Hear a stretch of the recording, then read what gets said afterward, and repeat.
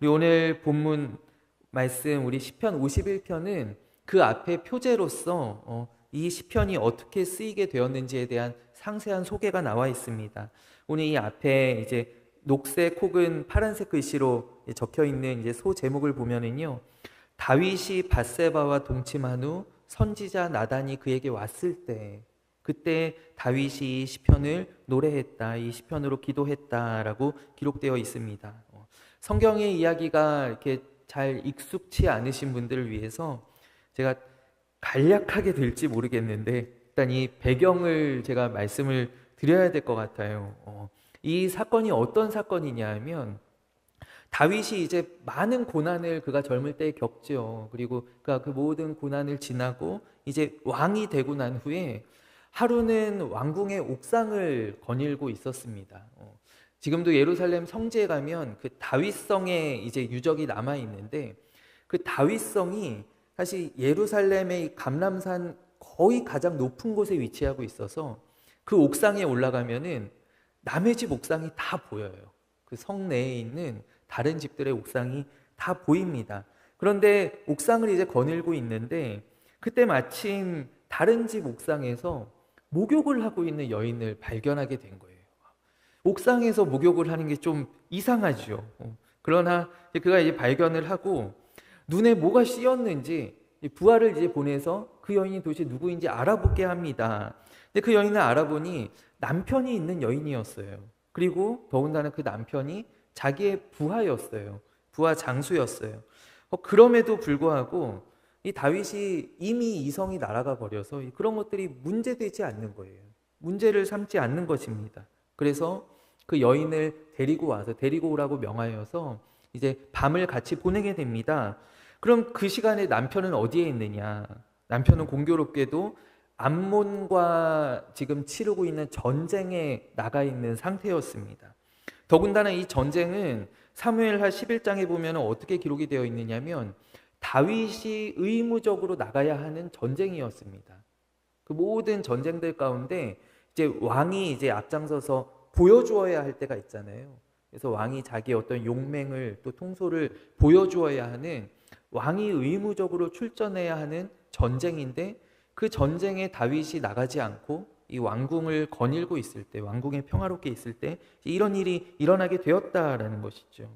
우리가 마땅히 있어야 할 자리, 우리가 꼭 지켜야 하는 자리, 그 자리를 지키지 않을 때 사실 죄가 그 틈으로 틈타게 되는 것을 오늘 이 믿음의 사람, 하나님 마음에 합한 사람이라고 하였던 이 다윗의 삶이, 그 죄에 빠져들어가는 과정들이 우리에게 보여주는 것이죠.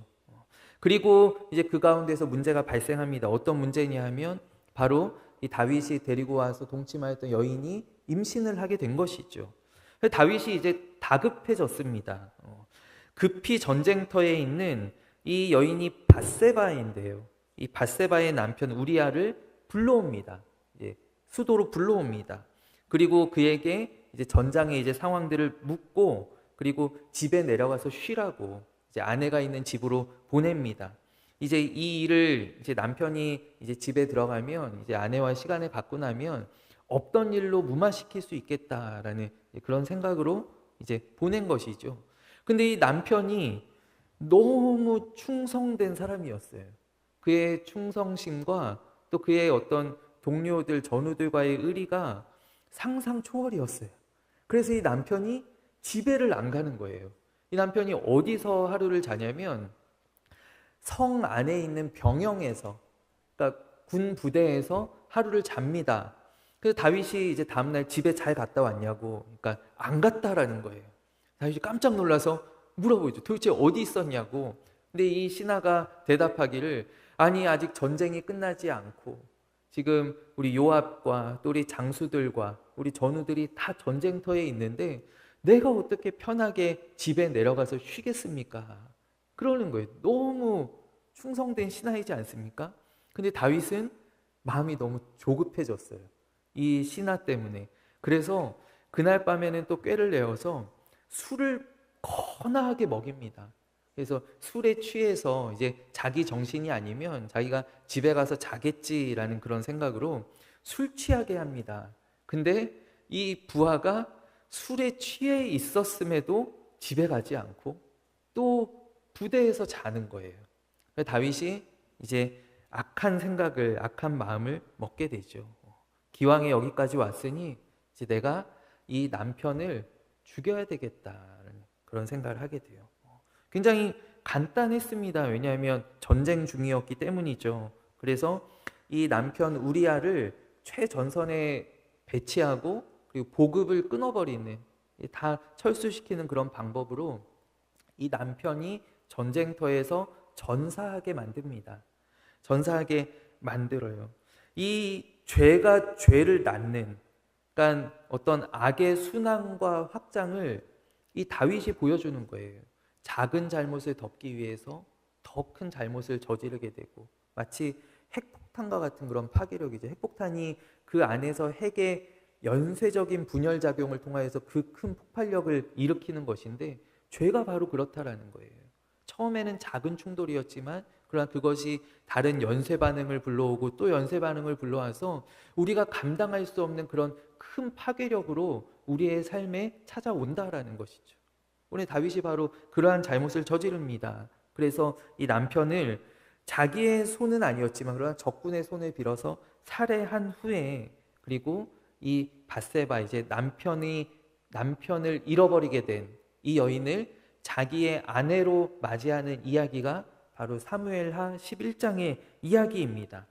그리고 뒤에 이어지는 사무엘하 12장에 다윗이 회개하는 장면이 나오는데, 그 장면이 바로 무엇으로 비롯되는가? 오늘 이 51편의 제목과 같이 선지자 나단이 그에게 와서 그의 잘못을 지적하게 되었을 때 이제 다윗이 회개하게 되는 장면이 바로 이어지는 12장에 나오게 됩니다. 그때 나단이 다윗에게 가서 어떤 이야기를 해주냐면, 우리 성에 한 부자가 있는데 그 부자는 가축도 많고 자기 어떤 양도 또 소떼도 너무나 많이 있는데, 찾아온 손님을 대접하기 위해서 그 옆에 있는 아무것도 없는, 가진 거라고는 새끼 양 하나밖에 없는 그 가난한 사람의 어린 양을 뺏어서 그 자기 손님을 대접했습니다. 이 사람을 어찌해야 될까요? 라고 얘기를 해요. 그러자 그 이야기를 들은 다윗이 격분하죠. 야, 이런 천인공노할로, 도대체 이런 인간이 어떻게 우리 이스라엘 가운데, 우리 성읍 가운데 있을 수 있겠느냐? 도대체 그가 누구냐? 내가 찾아내서 벌해야 되겠다라고 할 때 나단이 딱 손가락으로 지목하면서, 그 사람이, 그 가난한 사람의 새끼 양을 빼앗은 사람이 바로 당신입니다 라고 얘기해요. 바로 당신입니다. 하나님께서 말씀하시기를 내가 너에게 이만한 것을 다 주었고 또 네가 더 달라고 했으면, 다른 것들이 필요하다고 했으면 더 주었을 것이다. 근데 너는 그것에 만족하지 않고 어떻게 너의 부하의 아내를 네가 빼앗아서 아내로 삼을 수 있느냐라고 하나님께서 말씀하시는 그 통렬한 하나님의 지적을 나단이 전하였던 것이죠. 그래서 그 다윗이 그 이야기를 듣고 하나님 앞에 무릎 꿇고 통렬하게 회개하는 그 내용이 바로 오늘 이 시편의 말씀입니다. 저는 이 성경을 읽을 때, 사무엘서를 읽을 때 이제 이야기가 11장, 12장 연속해서 나오잖아요. 그래서 나단이 다윗에게 찾아와서 그 가난한 자를 착취하는 부자의 이야기를 해주거든요. 그 이야기를 해줄 때, 야, 다윗이 찔리지 않았을까? 라는 그런 생각을 해보았었어요. 아니, 다윗이 아무리 무뎌져 있어도 그렇지, 바로 앞에 자기가 부하를 죽이고 그 아내를 빼앗았는데 저게 자기 이야기라는 거를 모를까? 야, 정말 뻔뻔하다. 이런 생각들을 제가 했었거든요. 그런데 사실 이 11장, 12장이 이제 연속으로 이어지는 이야기이기 때문에 우리가 간과하기 쉬운 것이 있는데, 이 나단이 다윗을 찾아와서 다윗의 죄를 지적하는 그 시점이 다윗이 범죄한 직후가 아니었다라는 것이죠.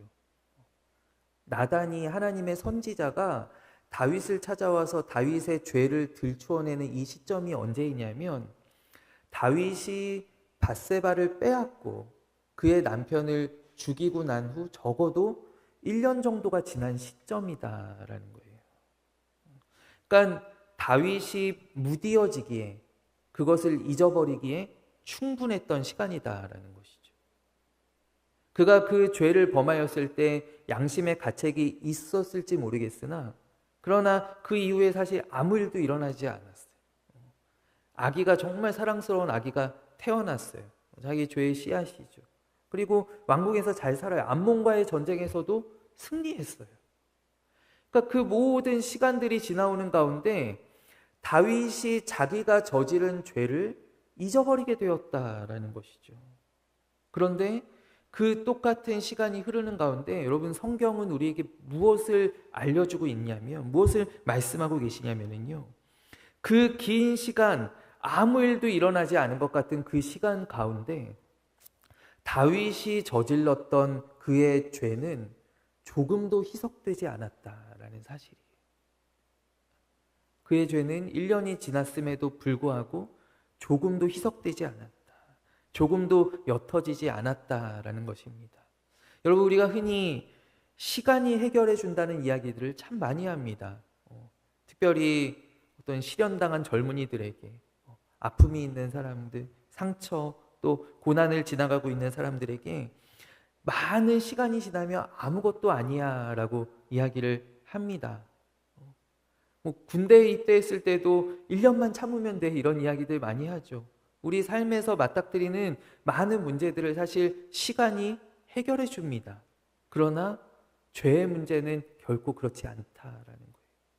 시간이 절대로 해결할 수 없는 문제 가운데 하나가 바로 우리가 가지고 있는 죄의 문제다라는 것이죠. 우리가 잘 알고 있는 러시아의 문호 도스토예프스키의 그 대표작 가운데 하나인 죄와 벌이라는 소설을 아마 알고 계실 거예요. 그러나 읽으신 분들은 사실 많지 않으실 것 같아요.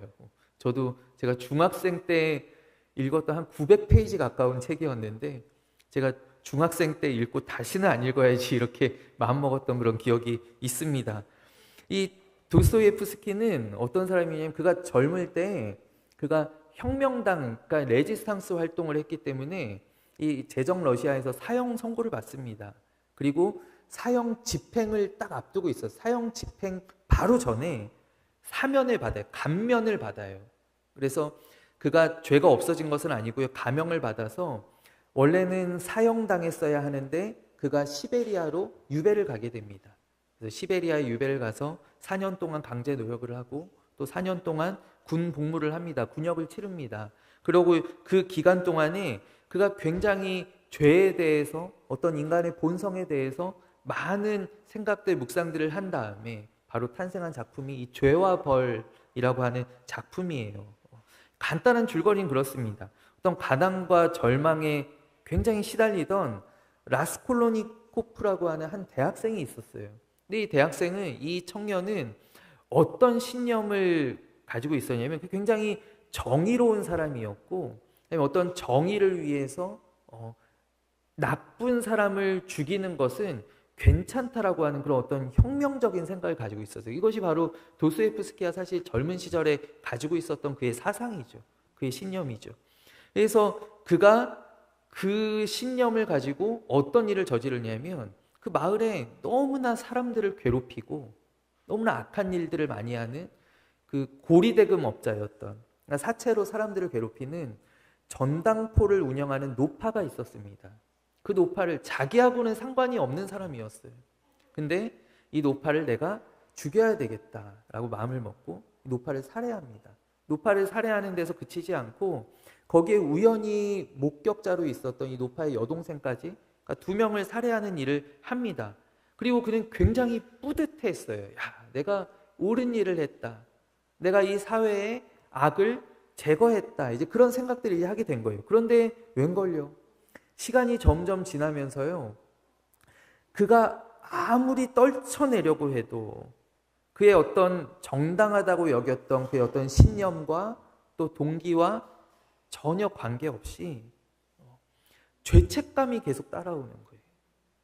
불안함이 계속 따라오고, 그리고 잠을 이루지 못하고 또 환각이 막 보이기 시작을 합니다. 그가 이 죄 때문에 너무나 괴로워하는 지경에 이른 거예요. 그래서 그의 삶이 점점 더 피폐해져 갑니다. 그래서 그가 결국 나중에 어떻게 되느냐, 나중에 중간에 이제 여자 주인공인 매춘부 출신이었어요. 이 소냐라고 하는 이 여인을 만나는데 이 여인에게 자기의 죄를 고백하게 돼요. 사실 내가 이런 죄를 저질렀다고.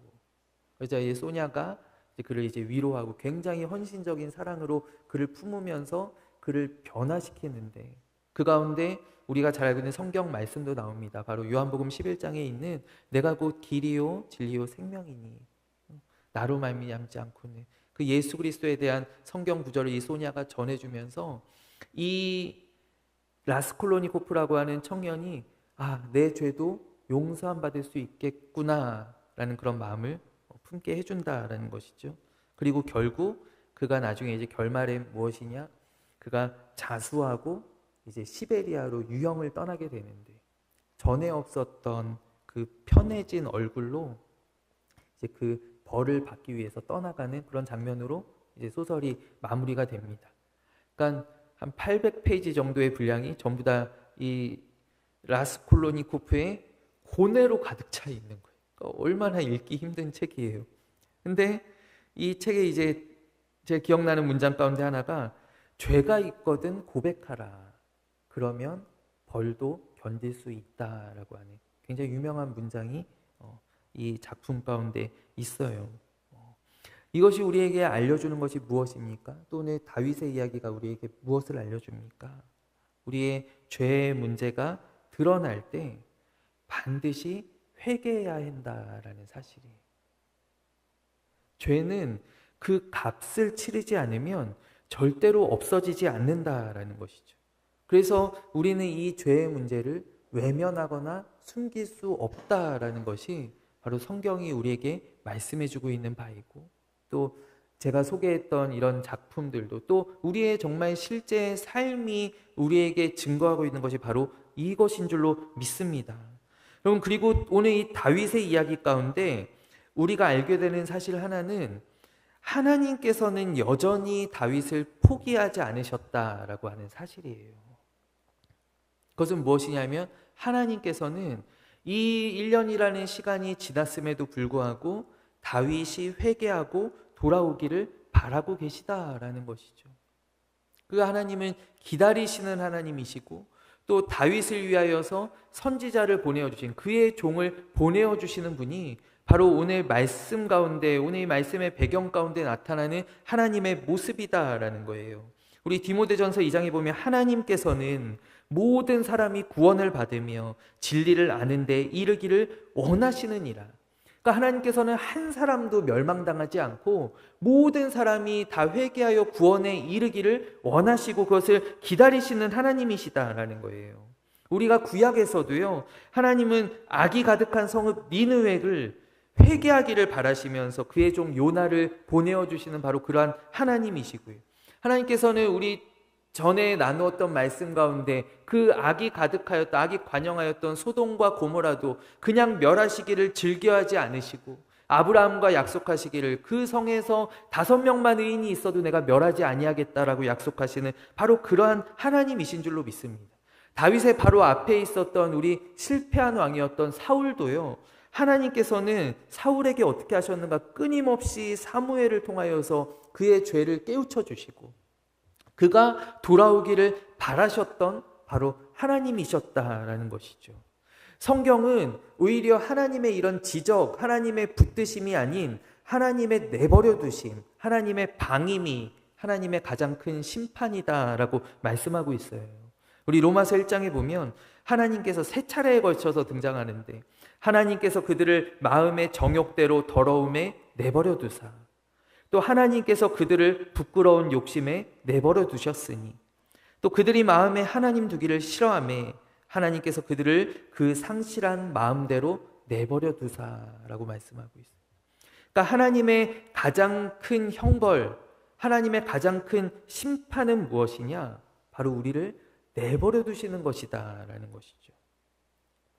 우리가 흔히 자녀들에게 종종 듣는 이야기 가운데 하나, 또 우리 굉장히 절친한 친구들 사이에 하는 이야기 가운데 하나가 상관하지 마라는 이야기 많이 해요. 아빠가 뭔데 상관하지 마. 저 아직은 들은 적 없는데 들으면 너무 슬플 것 같아요. 네. 상관하지 마. 친구한테도 야 네가 뭔 상관인데 그냥 내버려둬. 이런 이야기들을 많이 하죠. 근데 우리가 부모라면, 우리가 정말 친한 친구라면 어떻게 상관하지 않을 수 있느냐라는 거예요. 우리가 하나님께도 하나님 저 그냥 내버려 두십시오. 저 그냥 냅두십시오라고 이야기하는데, 그러나 우리를 사랑하시는 하나님께서 어떻게 우리에게 상관하지 않으실 수 있으시겠냐는 것입니다. 저는 작년에 제가 임마누엘 교회에 오게 되는 과정들 가운데 저는 어떤 하나님을 경험했냐면 저를 포기하지 않으시는 하나님의 사랑을 경험했어요. 저는 작년까지 참 부끄러움이 많은 목사였거든요. 겉보기에는 그렇지 않아도 저의 속마음은, 또 저의 어떤 소명들 잃어버린 지 오래되었고요. 그냥 하나님 그냥 저 잘 먹고 잘 살게 해주십시오. 이렇게 하나님께 기도하던, 사실 기도도 안 했어요. 그런 목사였어요. 근데 작년에 제가 임마누엘 교회에 오게 되는 과정들 가운데 나를 아직까지 포기하지 않으시고 저를 주의 종으로 빚어가기를 원하시는 그 하나님의 마음을 제가 많이 느꼈어요. 제가 많이 울고 또 많이 기도하면서 이곳에 오게 되었어요. 우리를 내버려 두지 않으시고 우리를 포기하지 않으시는 그 하나님의 사랑이 우리로 깨닫게 하시고, 때로는 우리를 치시고 우리의 허물들을 드러내시고 우리를 징계하시는 가운데 나타나게 된다라는 사실이에요. 드러내어 징계함 아닌 드러내어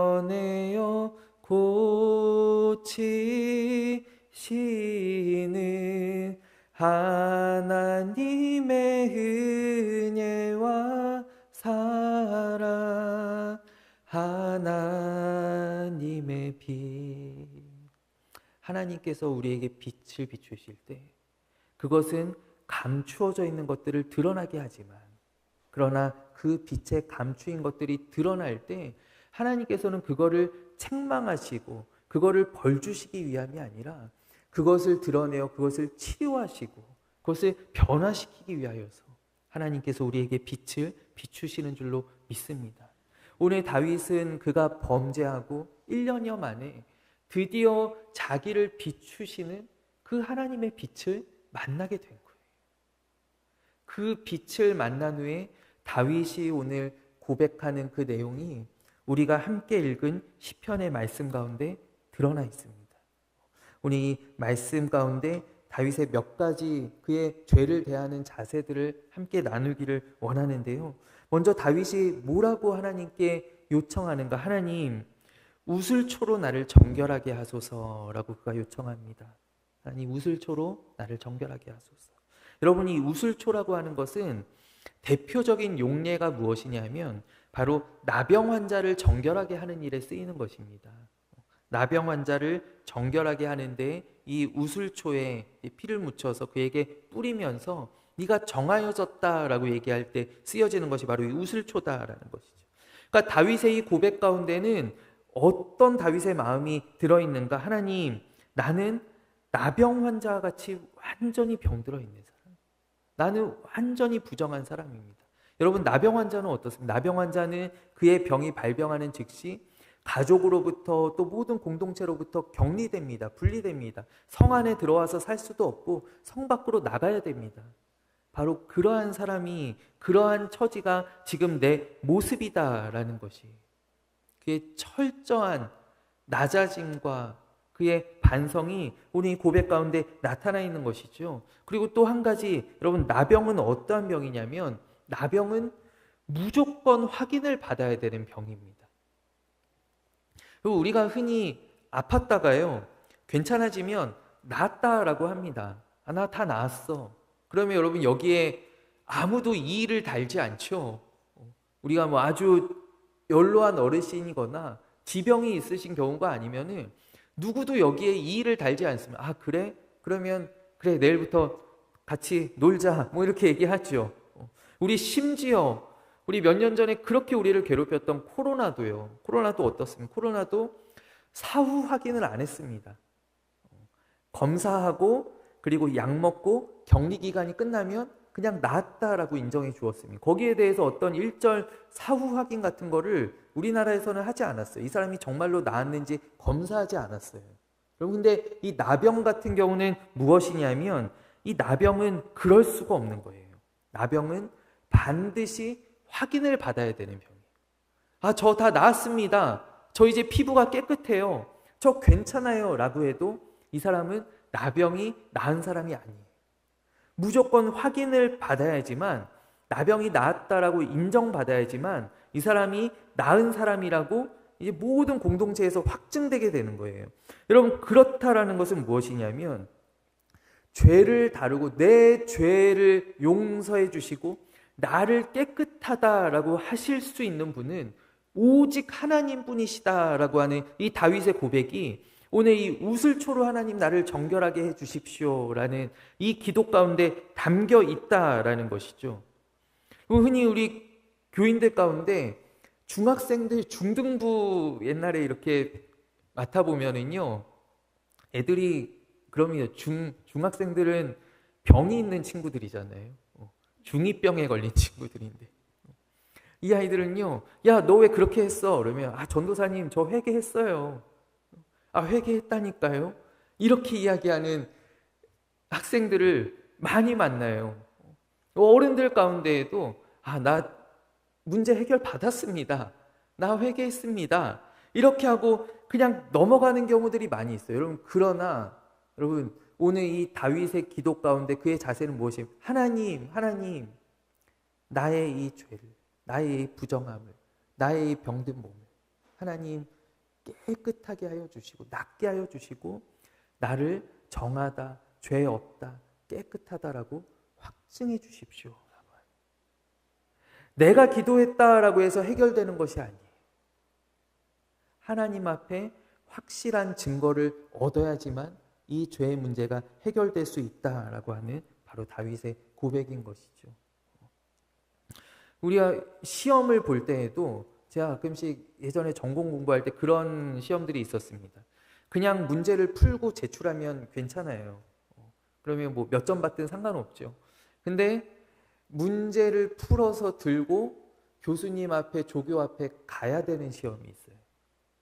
가서 뭘 하냐면 내가 왜 이거를 이렇게 풀었는지 설명을 해야 되는 거예요. 그러니까 채점을 받는 거예요. 내가 푼 문제지를 가지고 채점을 받아야 되는 시험이 있어요. 그러면 그거는 완전히 다르죠. 내가 얼렁뚱땅해서는, 내가 부분적으로 알아서는 그 시험은 도저히 통과할 수 없는 것입니다. 마찬가지입니다. 우리가 죄의 문제를 그냥 하나님 이렇게 적어서 하나님께 그냥 제출하는 것이 아니라 이 죄의 문제만큼은 하나님 앞에 가서 하나님, 제가 이렇게 잘못했는데 하나님 용서해 주십시오. 제가 그때 이렇게 해서 이렇게 저지르게 되었습니다. 제가 이 지경까지 오게 되었습니다. 하나님, 나를 용서해 주십시오. 그 자리에서 채점을 받아야 되네요. 바로 그러한 시험이 바로 이 죄의 문제다라는 것입니다.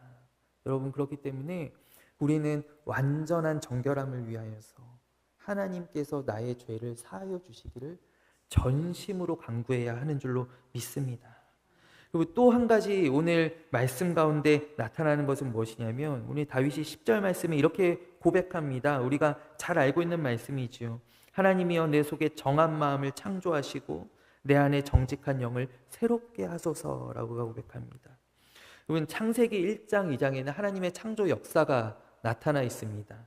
근데 이 창조 역사가 창세기 1장과 2장 가운데 창조와 관련된 히브리어 단어 3가지가 등장합니다. 3가지가요. 첫 번째가 무엇이냐면 우리 아마 여러분 알고 계시는 분들이 많으실 거예요. 바라라고 하는 단어입니다. 바라는 태초에 하나님께서 천지를 창조하시니라라고 할 때 그 창조에 해당하는 단어가 바로 바라입니다. 무에서, 없는 것에서 유를 있게 하시는 바로 그 완전히 새롭게 만드시는 그 창조가 바로 이 바라라는 것이죠. 그래서 1장 27절 말씀에 하나님께서 자기 형상대로 사람을 창조하시되, 남자와 여자를 창조하시고, 이때에도 쓰여진 단어가 바로 바라라고 하는 단어예요. 그리고 두 번째는 무엇이냐면 아사라고 하는 단어가 있어요. 아사. 이것은 무엇이냐면 만들다라는 뜻을 가지고 있어요. 만들다, 행하다. 근데 이거는 뭘로 만드냐면 이미 존재하는 재료로 만드는 거예요. 그러니까 예를 들면 창세기 가운데 하나님께서 궁창을 만드셨다라고 말씀합니다. 또 하나님께서 하늘에 두 광명체를 만드셨다라고 해요. 그것은 무엇이냐면 하나님께서 이미 첫째 날에 빛을 창조하셨고, 그러면 둘째 날에 해와 달과 별은 하나님께서 어떻게 만드셨는가? 이미 창조하신 빛을 가지고 만드셨다라는 거예요. 바로 있는 것을 가지고 만들 때 이 아사라고 하는 동사를 사용을 합니다. 너희는 우상들을 만들지 말며라고 명령하실 때도 바로 이 아사라는 동사가 쓰입니다. 그리고 마지막으로 세 번째 단어가 무엇이냐면 야차르라고 하는 단어예요. 야차르. 이것은 무엇이냐면 빚다라는 거예요. 빚어내다, 어떤 형성하다, 만들어내다라는 뜻이에요. 이것은 어떤 특별한 목적을 가지고 그 모양을 만들어내는 것을 의미하는데, 예를 들어서 창세기 창조 이야기 가운데 사람을 흙으로 빚으시고 라고 할 때, 하나님께서 사람을 창조하셨는데 어떻게 만들어내셨는가? 흙으로 사람을 빚어내셨다라는 거예요. 바로 그러할 때 이 야차르라고 하는 단어가 사용됩니다. 또 우리 잘 알고 있는 이사야서에 나오는 토기장의 비유 가운데에도 흙으로 자기가 그릇을 빚어서 그걸 좋은 그릇, 나쁜 그릇 이렇게 쓸 수 있는 권한이 없겠느냐라고 할 때 그 빚는 것도 야차르라고 하는 단어예요. 그러면 여러분, 우리가 생각할 때 다윗이 이 10절 말씀에 하나님 내 속에 정한 마음을 창조하시고 라고 고백합니다. 요청합니다. 이 창조에, 이 만들다라는 것에 쓰여진 단어가 무엇일까요? 놀랍게도 다윗은 여기에 바라라고 하는 단어를 사용합니다. 그것은 무엇이냐면 하나님, 내 안에는 선한 것이, 하나님께서 쓰실 만한 것, 하나님께서 눈여겨보실 만한 것이 단 한 가지도 없습니다. 완전한 무에서, 완전히 없는 것에서 하나님 있게 하여 주십시오. 정한 마음을 나에게 있게 하여 주십시오. 없는 데서 있게 하여 주십시오. 내 안에 정직한 영을 하나님 없는 데서 있게 하여 주십시오. 이것이 그가 죄를 맞닥뜨렸을 때 하나님 앞에 눈물을 흘리며 고백하였던, 내 눈물로 침상을 띄우며 기도하였던 다윗의 고백이다라는 거예요. 그는 지금까지 얼마나 많은 믿음의 정과들을 올렸습니까? 그가 골리앗을 무찔렀고요. 수많은 십수년간의 광야 생활을 믿음으로 견뎌냈고요. 이스라엘의 왕이 되었고요. 블레셋을 점령하고 많은 일들을 그가 했죠. 언약궤를 성에 메어 올리고, 그러나 그가 이 죄를 맞닥뜨렸을 때 내 안에는 선한 것, 내 안에는 가능성이 있는 것이 하나도 없다라는 것을 깨닫게 되었다라는 것이에요. 여러분, 오늘 우리에게 이와 같은 회개의 역사가 일어나기를 간절히 바라는데, 여러분, 저는 우리 사랑하는 임마누엘 교회 위에 하나님께서 회개의 영 부어주시기를 간절히 원합니다. 제가 굉장히 조심스럽게 오늘 말씀을 나누기를 원하는데요. 제가 지난번 한번 금요기도회 때 이런 기도 제목을 나눴었어요. 제가 요 한 몇 달 전부터 제가 늘 새벽에 기도할 때 저는 우리 교회를 위한 회개의 기도를 많이 드리게 되었어요. 우리 교회가 제가 돌아볼 때 하나님의 마음을 아프시게 한 적이 있었던 교회입니다. 작년에도 그러하였고요.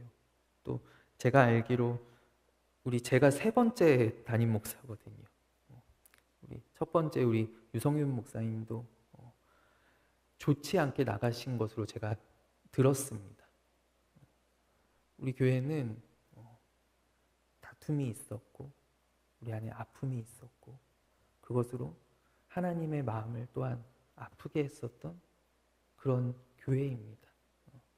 내가 그 당사자가 아니더라도, 내가 그때 교회에 없었어도, 그러나 우리는 회개해야 합니다. 우리가 이 문제를 하나님 앞에 고침받아야 됩니다. 하나님 앞에 가지고 나가야 됩니다. 그러할 때 오늘 다윗의 확신 가운데가 기도하는 것은 무엇이냐면, 주의 구원의 즐거움을 나에게 회복시켜 주십시오. 주님의 성령이 내게서 떠나가지 않게 하시고 내게 임하게 하시고, 그 구원의 즐거움, 내가 누렸었던, 내가 경험했었던 그 기쁨을 다시금 회복시켜 주십시오. 여러분, 우리 모두가 오늘 이 자리에 앉아있는 모두가 우리 교회의 회복을 아까 장로님 기도하신 것처럼 우리 교회의 회복을 간절히 바라고 계신 줄로 믿어요. 아마 저보다 교회 사랑하는 마음들이, 여러분 저는 이제 온 지 1년밖에 안 됐어요. 교회 사랑하는 마음들이 얼마나 더 크시겠어요. 교회 향한 마음들, 또 그 사랑이 얼마나 크시겠어요. 그러할 때 우리 함께 회개하는 회개의 역사가 우리 교회 가운데 일어나게 되기를 간절히 원해요. 여러분, 그러할 때 하나님께서 반드시 우리가 잃어버렸던 것들, 우리가 놓쳤던 것들, 하나님께서 다시금 우리의 손에 쥐어주시고 우리로 즐거워하게 하시는, 상상만 해도 너무나 좋지 않습니까? 우리 매일 예배 때마다, 우리 늘 모일 때마다, 우리 1층에서 식사할 때마다 우리 다시금 그 즐거움이 회복되는 그런 놀라운 역사가 우리 교회 가운데 반드시 나타나게 될 줄로 믿습니다. 하나님께서는 여전히 우리를 포기하지 않으시고 여전히 우리를 붙잡고 계시고 우리가 돌아오기를 기다리시며 우리를 바라보고 계시는 하나님이십니다. 오늘 그 하나님 앞에 우리 함께 무릎 꿇고 나아가는 우리 임마누엘 공동체가, 또 우리의 가정이, 또 우리 한 사람 한 사람 되기를 간절히 소망합니다. 우리 함께 기도하겠습니다. 하나님 아버지, 오늘 다윗의 그 말할 수 없는 죄가 드러났을 때 그가 하나님 앞에 통렬하게 회개하였던, 부르짖었던 아버지, 그 역사가 나에게 임하게 하옵소서. 가정에 임하게 하시고 우리 교회에 임하게 하시고, 하나님 우리나라도 감사를 잃어버린 우리나라입니다. 우리나라에도 임하게 하여 주셔서 아버지, 우리 안에 놀라운 구원의 기쁨, 하나님 주신 즐거움들, 아버지 하나님께서 우리에게 선물로 주신 그 놀라운 성령의 역사들이 다시 회복되는 은혜가 임하게 하옵소서. 살아계신 예수 그리스도의 이름으로 기도하옵나이다.